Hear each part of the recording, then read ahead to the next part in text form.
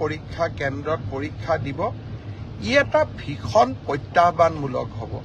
কেনেকৈ পৰীক্ষা পাতিব পাৰিম 2100 স্কুল কলেজ ই এটা ডাঙৰ প্ৰত্যাহ্বান হ'ব।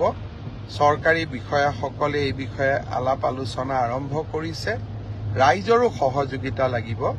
কি ধৰণে পৰীক্ষাটো বিতৰ্কৰ ওপৰত ৰাখিবৰ কাৰণে ৰাইজৰো আমি সহায় ল'ব পাৰোঁ তাৰ বিষয়ে আমি চিন্তা চৰ্চা কৰিছোঁ। সময়ত আমি আপোনালোকক ক'ম।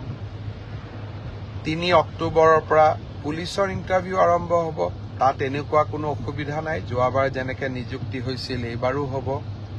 আৰু শিক্ষকৰ নিযুক্তিৰ ক্ষেত্ৰতো আমি ইতিমধ্যে ব্যৱস্থা আৰম্ভ কৰিছোঁ আৰু ইয়াতো বহুত বেছি বিতৰ্কৰ অৱকাশ নাই। আৰু এইবিলাকত নিশ্চিত কোৱালিফিকেশ্যন লাগে কাৰণে কেণ্ডিডেটৰ সংখ্যাও কম।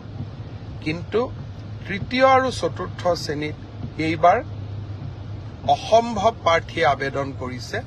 সৰ্বমুঠ 18 লাখ আবেদন এই 14,000 পোষ্টৰ কাৰণে আমাৰ ওচৰলৈ আহিছে। যি কি নহওক দুই এজনে সুধি আছে যে চিলেবাছ কেতিয়া দিব। মই অহা পৰহি বা মেক্সিমাম 4 দিনৰ ভিতৰত চিলেবাছ দুখন প্ৰকাশ কৰিবৰ বাবে মই ৰিক্ৰুটমেণ্ট কমিশ্যনক নিৰ্দেশ দিছোঁ। আৰু মই ভাবোঁ যে ইয়াৰ পিছত এই পৰীক্ষা সম্পৰ্কীয় আপোনালোকে যি কথা বুজিব খোজে জানিব খোজে ইয়াৰ পিছত ৰিক্ৰুটমেণ্ট কমিশ্যনে আপোনালোকক জনাই থাকিব। মই মুখ্যমন্ত্ৰী হিচাপে এই প্ৰক্ৰিয়াটোৰ পৰা খুব প্ৰয়োজন নহ'লে আজিৰে পৰা আঁতৰত থকাটো উচিত হ'ব।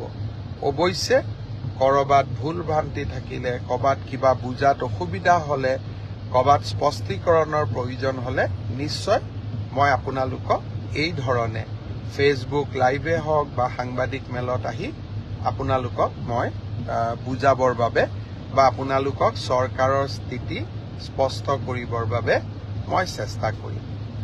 বানপানী